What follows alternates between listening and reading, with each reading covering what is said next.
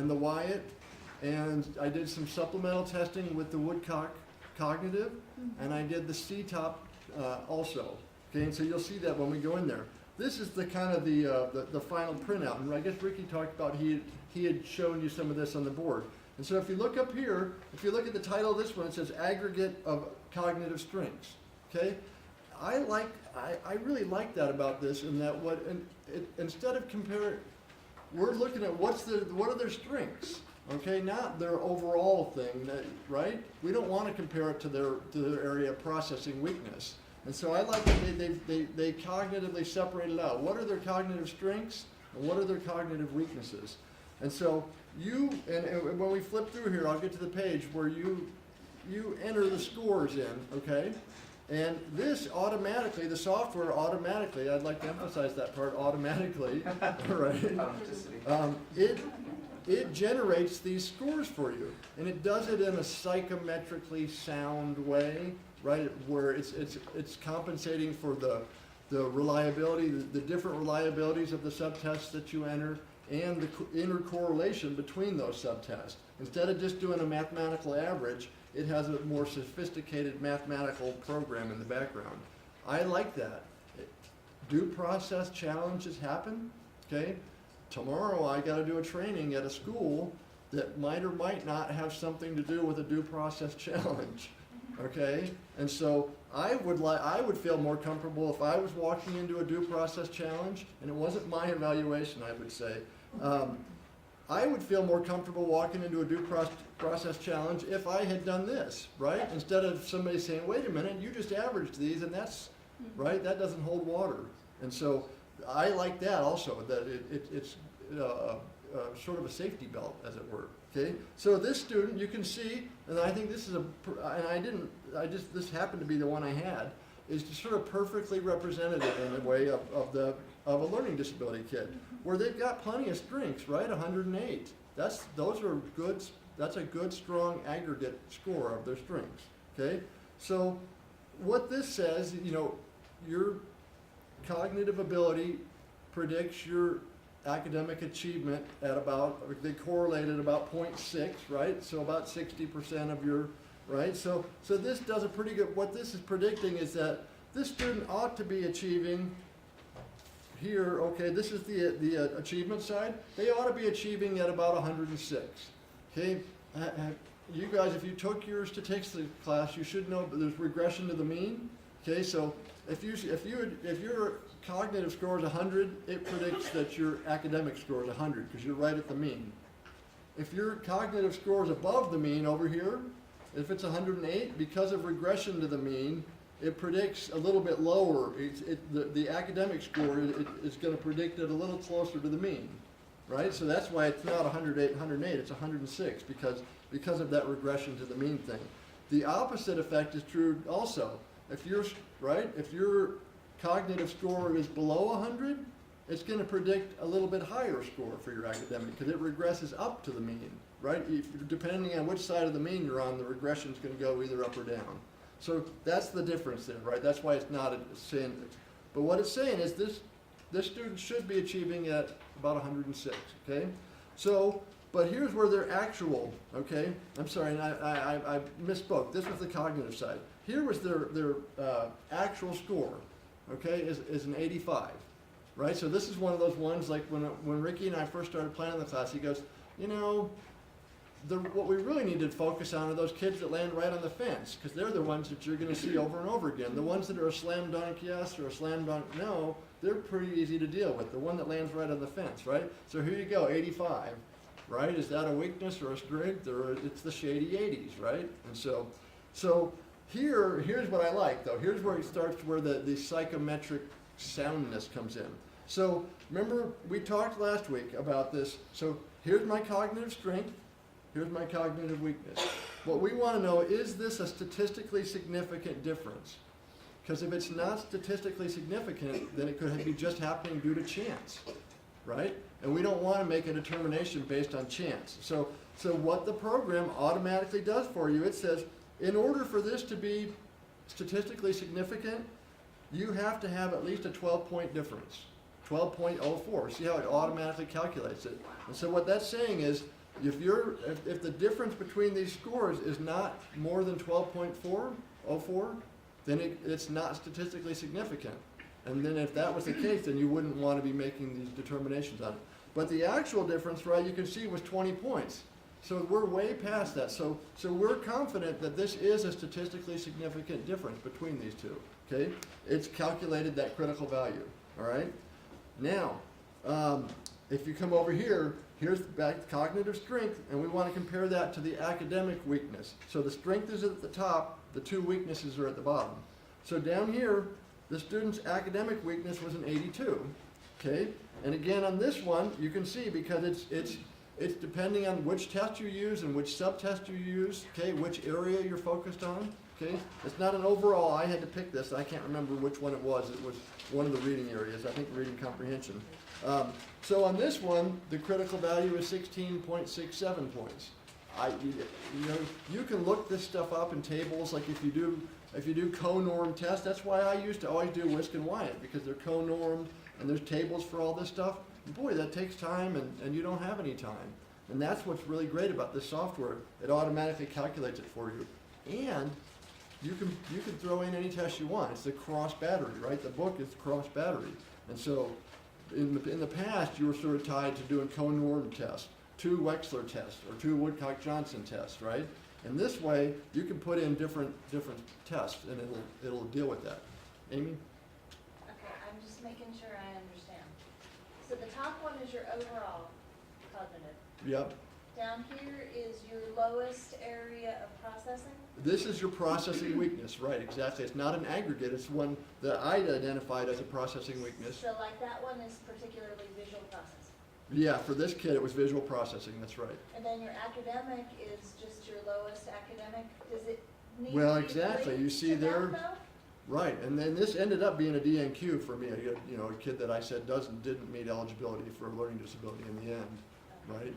But it was good to illustrate this, right? So I think for all that. So you're excellent point, right? And so Amy's point with the aggregate of cognitive strengths, I mean, you're excluding some of those cognitive scores to get that aggregate of cognitive strengths, right? that's right. Yeah, right. We're separating them out. So I'm on that one. It asks you. There's a place in the software that says, well, what are the strengths, and you drop in the scores, or you check the boxes. I can't remember how it works, right? And it automatically draws them over and populates it, right?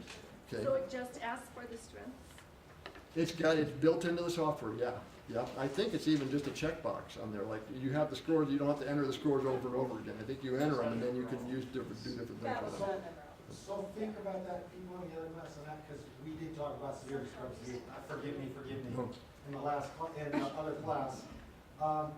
Remember, you're doing your predicted achievement off of some cognitive ability test. That's not how this works. It's pulling all the cognitive strengths from wherever they might be to show that there's a pattern of strengths and weaknesses.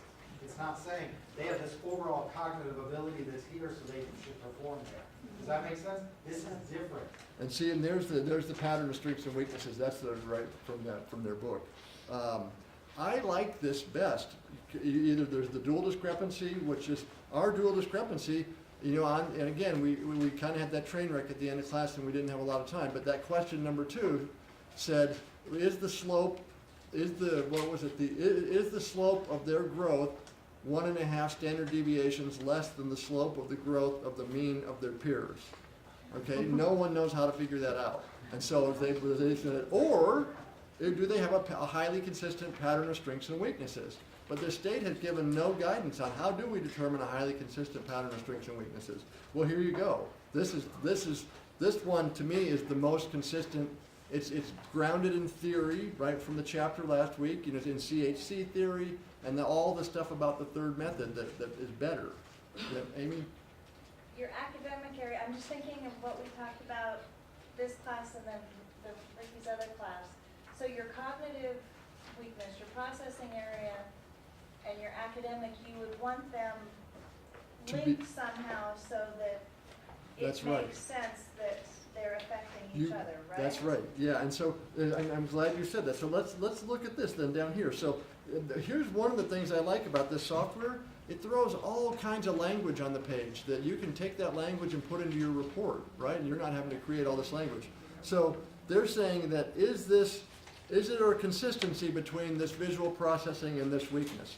I don't always agree with them. And remember that stuff from a long time ago when maybe the second class where Kevin McGrew, they said we didn't find any link between auditory processing and basic reading, right? And so there's some gaps in that, and I think you've got to decide on this. I wouldn't follow their lead on that because they're basing it on those studies, those correlational studies.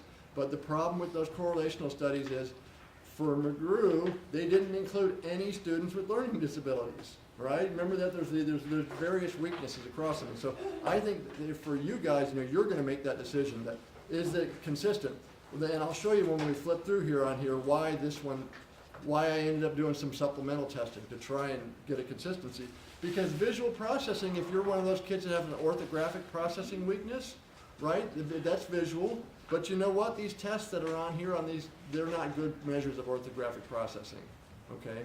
Right? Remember, for orthographic processing, we want to be looking at, they're having to process letters and numbers. And that's really not what they process to get this visual processing score. So in my opinion, I would say no, that these two don't link up. But this is more just to illustrate it. But so here's what their little text box says. Is there a below average aptitude achievement consistency? Okay, so they're both below average, and is this cognitive processing weakness something that you would normally link with a reading weakness? Okay, that's the consistency part. All right. The box above addresses the component of learning disability through consideration of the degree to which the meaning of the scores is similar.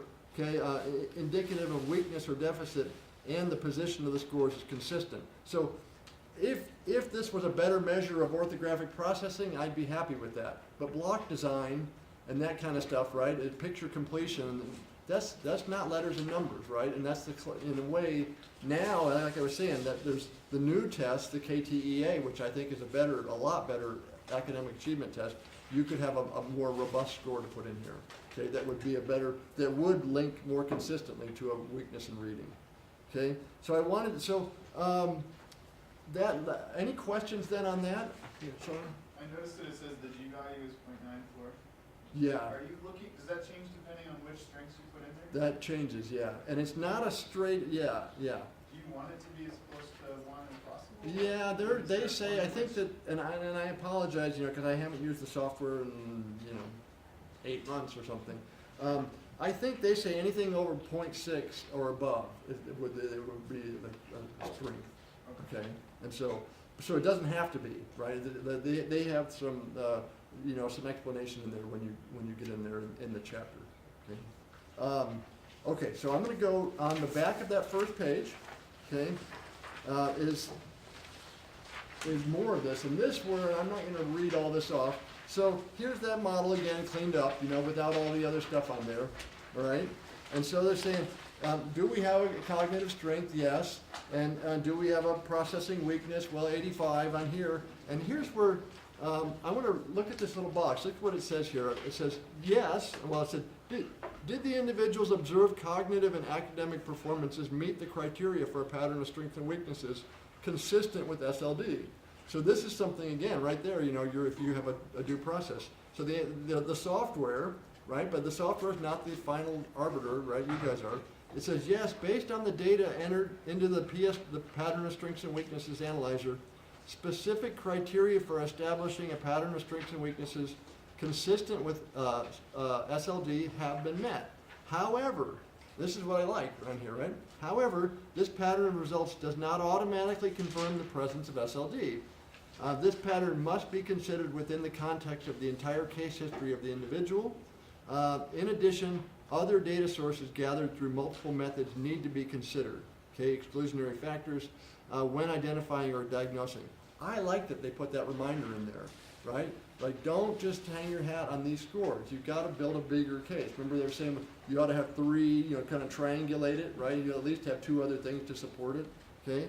Then I want to see if there was some other thing on here. There was one more. If you go down to the bottom here, it says, is there evidence of a below average aptitude achievement consistency? Okay, so that was the 2 bottom. Is that processing weakness consistent with a weakness in reading or whatever it was? So on here they say likely, okay, but it says one of the scores representing the areas of specific cognitive and academic weakness is below average. Okay, so there was that, the academic one was 82, that was below average, right? And indicative of a normative deficit. The other score is slightly higher, okay, in the 85 to 89 range, but still low enough to represent a weakness. So there's that thing, right, when they're on the fence there. That score alone, you know, when you bring in the other stuff, the classroom-based stuff and whatever other information you have, it'll push it one way or the other, right? They're not going to stay right on the fence when you bring in other stuff, okay? Because both scores are similar in the respect they could represent significant weakness or deficits. They are consistent, right? And so there's that consistency down there on the bottom. This whole program, it's filled, a lot of this language I think would be really great to cut and paste into your eligibility section of your report, right? And so it's a well-supported, you've made a determination, and here's how you made that determination. And you're not having to sit there and type up, you know, a wall of text. Okay, you're cutting and pasting right out of this and dropping it into your report. Okay, any questions then on that? You said this student wasn't actually, you didn't in the end meet the criteria for special education. That's how I came down on it. Yeah, because I ended. This is one of these kids where I tested this student last summer, and I ended up having more time, and I calling him back and like, can we do a little more and then a little more, trying to clarify it, you know, a little more supplemental, a little more. But for this one, I ended up going on the side of no, not with a disability, just some weaknesses. Was there like an exclusionary factor that you? Well, you'll see in the scores, right? I think I'm hoping that the score profile will demonstrate that. So, sure. Can you put it more than one weakness, academic or cognitive? Well, you can, but you'll get a new one of these. Yeah. And on the Wyatt that we're going to go over later, they have a reduced version of this built into their software, and it's the same for them too. You can only go one at a time, right? And so, good question, because you'd want to see that whole thing with the statistical significance and stuff on the different ones. And so in that way, it's a little bit of a pain, but still, it's a lot easier than doing it by hand. So page 3, and they're not numbered, I apologize, but page 3, here's the, and you can't see it so well, but you guys have it in front of you. So here's WISC 4, this is right, and 11, okay, and it automatically generates the standard, it converts the scaled scores into standard scores, okay. So you can see, this is the GC, right?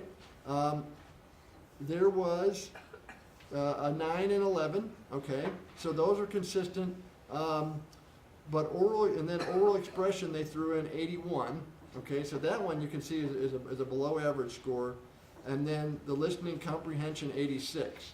So there you can see there's some, you know, relative weaknesses in language, and that would start to point towards why am I struggling with reading comprehension, okay? So they come up with this this overall score, right, of 85 here. And then if you go down, okay, the next one I'm having trouble is long-term retrieval. I'm sorry, all right.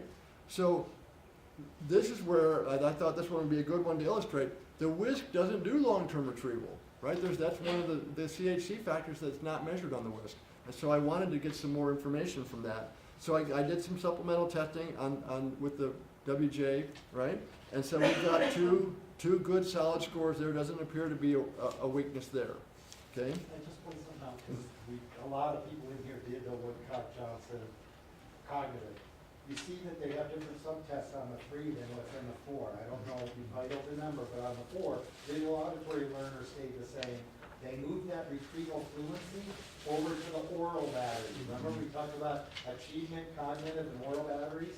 They moved that over there and they put in something called story recall, where they listen to a story and then tell as much back as they can. So it's just interesting to see how over time things change. Mm-hmm. Yeah, and that there's some overlap too with the Wyatt. So then it automatically generated a composite score for the long-term retrieval. All right, I'm going to go to the back of that page, so that should be page 4. Okay, so I wanted to know about visual processing, okay? And the only visual processing test I had from the WISC 4 was the block design, right? But block design is a terrible predictor of reading, right? I don't, a correlation of 0, right? That's what it- and you can see, so the student had a 7 on that, right? They had a weakness, right? That's an actual normative weakness on there, okay? So I did 2 more up here, 2 more subtests, right? And so the spatial relations, right, they got an 89, okay? So there's a kind of a shady 80, but really not so shady.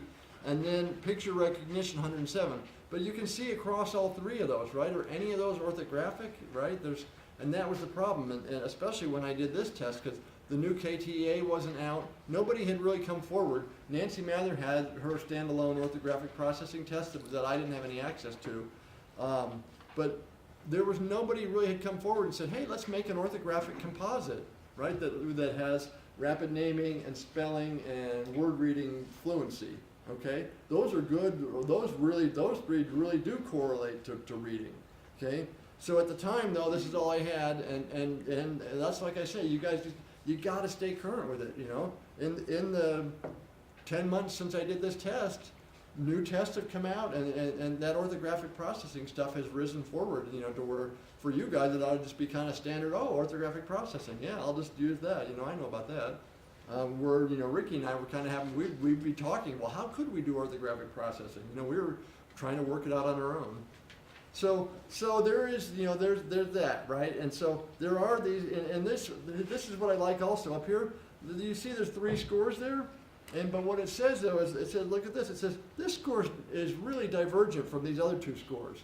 And so the software automatically does, it says, you know what you ought to do is put the 2 that are consistent together to make, because is this student strong or weak in this stuff, right? And so what they're saying is, you know, we have 2 scores that are weak and 1 that's strong. So we're leaning towards a weakness there. You see how that it didn't take all 3. It took that divergent one out and it averaged the 2 weaknesses to get a composite score. Okay. If you're trying to make sense of it, again, these are some tests that are on the Woodcock-Johnson 4. That picture recognition is really a visual memory test. The other 2 are not. Mm-hmm. Yeah, So I don't. You know, maybe that, you know, it just, you're starting to think, okay, well, why are they divergent? Mm-hmm. So, right, whereas block design is a reasoning, right? It's not a memory-based And one. so spatial relations. Yeah. Well, and the 2 weaknesses there would be on that visual reasoning, right? And then I want to see if I can read this. It says, because the differences between the highest and lowest scores entered is greater than or equal to 1 standard deviation, this set of scores is not cohesive, indicating that a composite based on all 3 scores is unlikely to provide a good summary of the ability it is intended to represent. See, that's what I mean about they throw in this really helpful language that reminds you, right? If we put some highs and some lows and put them together, we come out in the middle. That really doesn't represent who this student is. Okay, Chris? Those narrow abilities of VZ, MV, and VZ at the bottom. Yeah. What are those? We just talked about those. The visualization. Oh, okay. Visualization and MV, I don't I'm like. not sure, but that's a memory test. That's where you look at the Yeah. picture for 5 seconds, turn the page, and then they find it in that array. Yeah, I'm sorry, I can't remember what the MV stands for, but I know VZ is the visualization. Okay. But it really is, I mean, that's where you get locked on those narrow abilities. I ignore those usually, and I think in my own reasoning, what do they do? And I know block design and spatial relations, you have to reason visually and spatially. So it's a reasoning. So I think that, again, it puts there's little safety checks built into this, and the language around it too to help you, you know, if you're having to explain in your report or in a due process or at the IEP, why didn't I put all 3 together? Well, you know, blah, blah, blah, right here it is, okay? All right, then down here, processing speed, okay? And so, on the processing speed, we had coding, okay, which was a 9. And then they put in these, you know, speeded academic tests, okay? And I don't know why, I apologize. why I don't have symbol search on here. So they convert this 9, it is a 95, so that's real average, okay? Down here, you know, these are academic skills, right? And so you can see 81, 86, 97 for this kid. This is a 4th grader, and so what's unusual to me is that a 4th grader at the end of the year, usually kind of whatever they've been working on is what they're best at. And you know, they work more on multiplication in 4th grade, and so that's a little unusual, right, for a student to be lower on that, okay? Okay, I'm going to keep going to, if I can figure it out, to page 5. Okay, page 5 is here. Okay, so here's reading and writing. Okay, so spelling 81. So there I'm thinking, all right, maybe this is one of those code-based kids, right? Sentence writing 84. Essay composition 88. So boy, talk about the shady 80s, right? We got the whole gamut across. And we're going to talk about the Wyatt in just a minute. We'll go through the Wyatt. I used to love the Wyatt. I didn't love it. The Wyatt 2 I liked. And remember I said I like to have co-norm tests because one test was supposed to predict the other. And if they were co-normed, then you can do good predictions between them.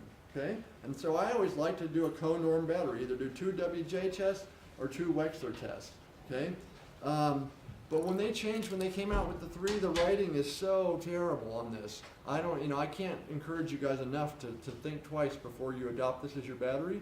I think it's important you pick a battery and this is my battery, and I'm going to do this battery a lot, and I'm going to get really good at administering it. And I'm also, not just that, but I'm going to get really good at sort of understanding what a typical kid that I work with, how they perform on this battery. Does that make sense? And so as you're working with the kid, you're real comfortable, and then who they are is easy for you to read, okay? If you're moving around batteries all the time, then it gets more, you've got to have a lot going on to do that. So I used to use it, last year I used the Wyatt 3 all the time, okay? Now, this year, I was just telling Ricky, when we were planning this class, it started a year ago, and I was still Mr. Wyatt, and they're like, we need Mr. Wyatt over here. Ricky's Mr. WJ, and you're Mr. Wyatt, and we're a perfect team, okay?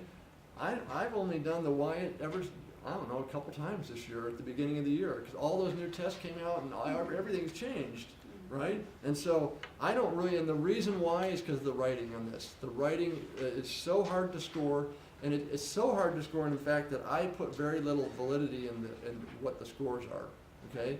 When it first came out, I worked with some of the other Diags in Rio Rancho, and we would score, and then we would get together and we would exchange the kids' essays, and they'd say, just read it and just give me off the cuff, what do you think this is? Is this an 88 or a 90 or 100? What is it? They never were. It would say 102, and I'd go, 87, right? But it was the same for all of us. We all had that same problem. All the Diags had that problem. I work with someone who uses this. I've never, ever administered the Wyatt, ever.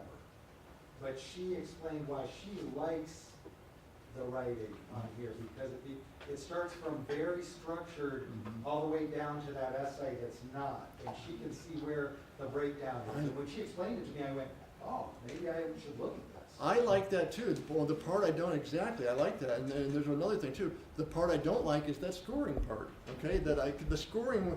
I got the manual to score the essay. It's 20. The directions to score the essay is 29 pages long. So Okay. think about the Woodcock jobs and those of you that were sentence writing. Now, it might not be as bad as you thought it was. Well, the thing that I like, and you'll see it when we get over onto the Wyatt, is a while ago I did some research on, well, what is the best way to score writing, right? How do you score writing and get it good so that it's actually a valid score? And there's maybe you guys are familiar with this. There's a bunch of research on this correct word sequences, where what you're doing is you're going through, and they use correct word sequences as part of the scoring.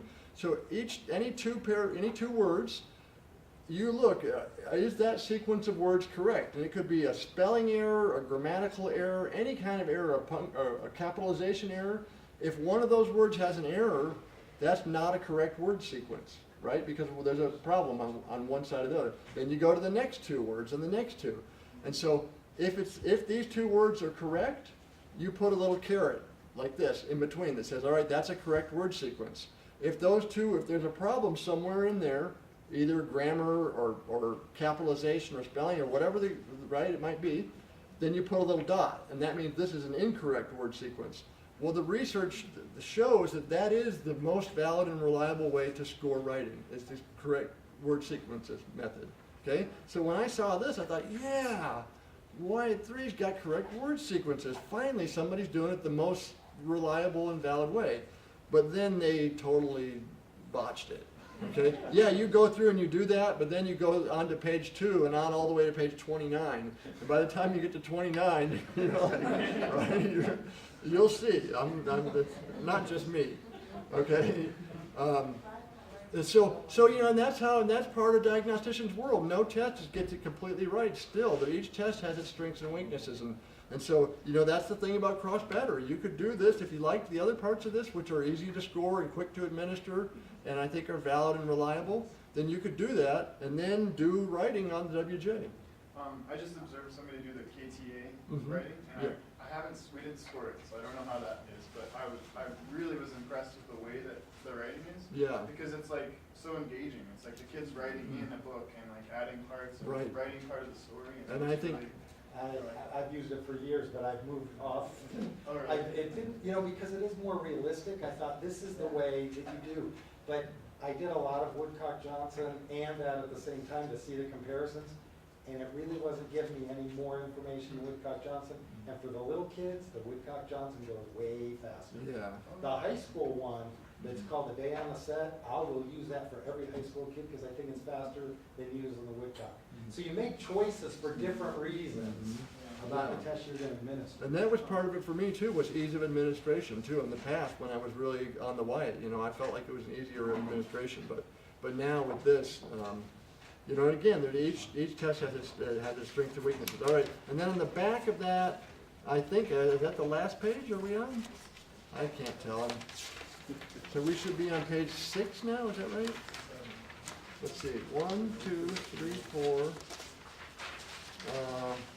5, 6, yeah, so on page 6, it's not the last page, second to last page.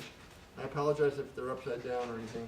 So this one is fluid reasoning, okay? So this is one where the WISP does have, you know, has more than one subtest, okay? So look, you know, they're consistent average scores, right? Okay? And then they throw in down here again on this, the math problem solving.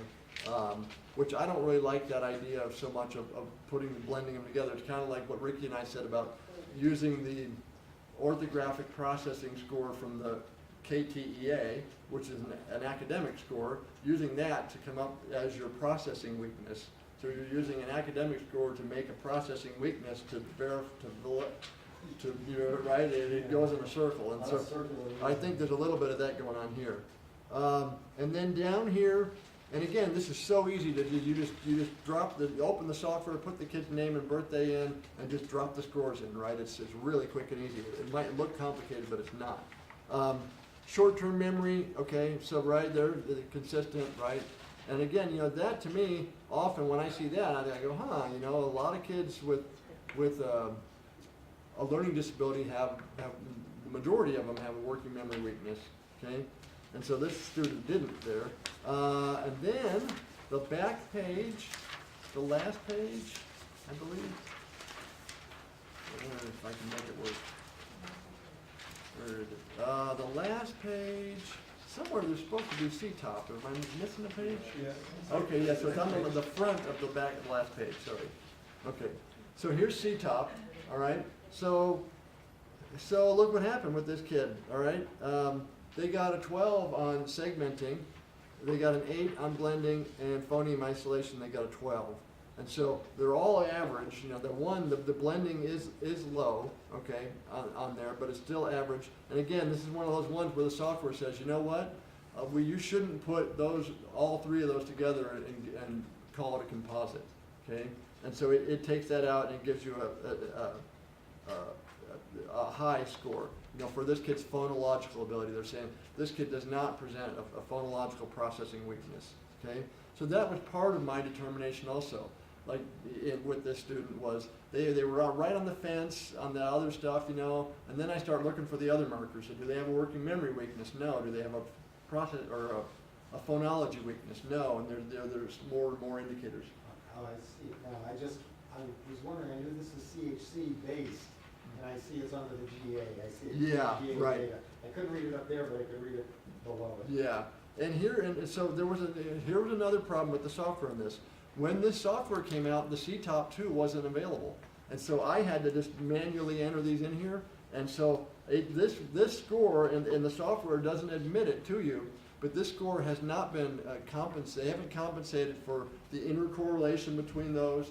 Each subtest has its own reliability. If you open up those tables in the back and look at the reliabilities, each one has a different reliability score, and then how those two, what the correlation between the subtests is, that requires a more complicated mathematical. This doesn't do that because the test wasn't even on there, right? So I know they don't have those reliabilities and intercorrelations. And so right there, that is a bit of a weakness. Whereas when the 4th edition of this software comes out, all the new tests will be in there, and you could hang your hat even more solidly on it. But that's the only one of all these ones I had where there was you know, what happened too with this is when I saw this, like, where's the CTOP 2? Why isn't CTOP 2 on here? So I thought, well, maybe could they say, you know, they have some reason Flanagan does it, why, you know, it had to be normed within the last 10 years because of the Flynn effect thing, you know, where the scores creep over time. And so I thought, well, I know it's been done in the last 10 years, it just came out. And then they had to meet certain criteria, and I thought, well, maybe there's something wrong with the CTOP, you know? And so I went back into the back of the manual on the CTOP and I looked at the reliabilities. Like, you know, they're saying, like, to make high stakes decision, you want reliabilities that are around 0.9, okay? You guys, I invite you to look at the reliabilities on the CTOP, because when I actually looked at it, my eyes popped out of my head. And I emailed Joel Schneider, the guy, you know, the wonky guy who, you know, works with McGrew, because he's Mr. Psychometrics, right? He's the guy that did the Supreme Court case with the death penalty and said, you know what, you guys messed this all up, and you can't just average these numbers, and you got to do it properly, okay? And so because there's 3 different types of reliability, and I can't remember. There's like inter-rater reliability, and there's test reliability, and there's internal consistency, or I don't know what they are, right? I can't remember.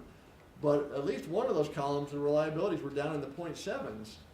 And I thought, well, maybe that's why they didn't include the CTOP in there, you know, because the reliabilities were too low. But it turns out so I said to him, which one is the one that's supposed to be 0.9? Are all of them, or is it one of the, and it turns out the one that whichever one it was, you know, test retest, I think it was pretty close. They were in the high 0.8s, and so I don't think that was a problem. I think it was just a timing issue. They went to publication, and the data wasn't available, so they had to move without it. And so, okay, and then down here, this is so word reading 82. Okay, so again, you see that, right? This is the perfect on the fence kid. But I've got a weakness in word reading, but I don't have a phonological weakness, okay? Pseudo word decoding 83, okay? So again, you see that, not all the way down, right? Reading comprehension 104, okay? So it would appear the kid is able to, because, you know, remember their cognitive strength, they were at 108, and remember their fluid reasoning, right? And I think, you know, Ricky and I talked about this, I think of now, as my thinking has advanced on this, is that you could link fluid reasoning to comprehension, right? You know, as not so much to basic reading skills, word reading and spelling stuff, but over here on comprehension, and those two did align, right? They had 110 and stuff on the fluid reasoning, and then down here for their comprehension, 104. And then oral reading fluency 83. And so you see all these scores, right? And so what I do, and it doesn't show in here, is then I go and I look at their NWEA score. I look at their DIBEL scores. I look at all the other scores and see what's the deal. And for this kid, I think what happened is their NWEA scores were solid also. And so I thought, you know what, I'm a first do no harm, right? If their comprehension's our goal in the end, and if they're hitting it comprehension-wise, fine. over and over, I don't think placing that kid in special ed is the right decision. Thank God Sharon's not here today. She'd have a fit about this, Oh. because it's hard. Yeah. This kid isn't reading words really efficiently, Right, yet he can comprehend, so where do you fall there, you know? right. Yeah, I'm sure, I remember that on this one, I'm sure that I did end up, saying that I didn't feel like, you know, they met the SLD criteria. They're right there, you can see how I could have easily gone either way, right? This is one of the sort of professional judgment ones, right? If you use the standard error, right, if you go standard error, and that's gonna take it down below 80, okay, if you look at that. But again, when you look at the whole picture, like they say, I felt like that this, Well, there was no consistent processing deficit. yeah, and the processing, exactly, thank you, the processing deficit, I felt like didn't support it either. Okay. Seems like all the scores we use, or most of them are Wyatt scores. Yeah, So do you, when you administer the Wyatt, do students tend to perform less than they would on a achievement test? no, I think it's good like that. I think Especially on these, you look at the Woodcock Johnson, you look at the KTA, you look at the Wyatt, the word reading and the pseudo word reading decoding are the exact same tasks.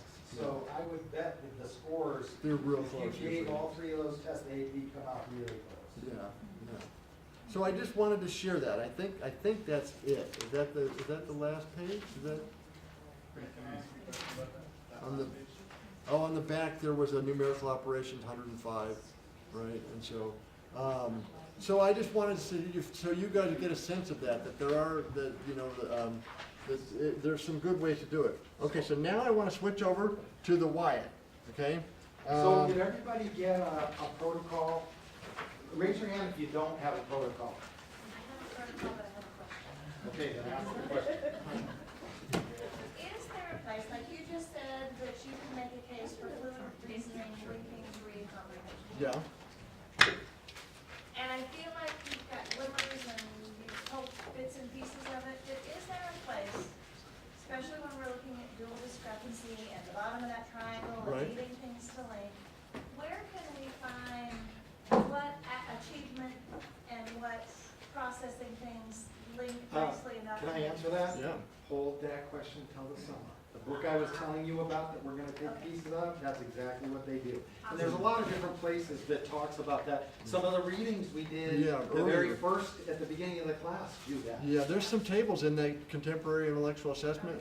But again, you gotta take, there's really only the table has two columns. It has McGrew's analysis of this, what's the correlation between these CHC factors in the different academic areas, and it has Flanagan's analysis, okay? Both of them are not, Flanagan's I think is better, but both of them, all those, you gotta make your decisions, I think, in the end. I just want it neat and tight. That would, in that contemporary intellectual assessment, there's definitely some tables that have that. In where? Contemporary intellectual assessment, right? It's in a couple different places, yeah. Where do you get this program? This is software that your district buys for you? This is our district bought us copies of the cross battery assessment book. You know, chapter 5 that you read Oh, down the back of the there? book. That's the Yeah, book. it's in the back of that book. Okay. That book includes a DVD or CD-ROM that has And that's this. why you said wait for the next edition. Because this doesn't have WISC 5, it doesn't have WJ4, it doesn't have KTA3, Okay. right, or CTOP 2. And so I think that pretty soon there's going to be a new edition coming out with all that. And in the 7 o'clock class, you're gonna see the other CD that comes with that book that has to do with the cultural and linguistic Which is so diversity. good, yeah, it's really good. Okay, so, are we passing out the test kits or Sure, there's some.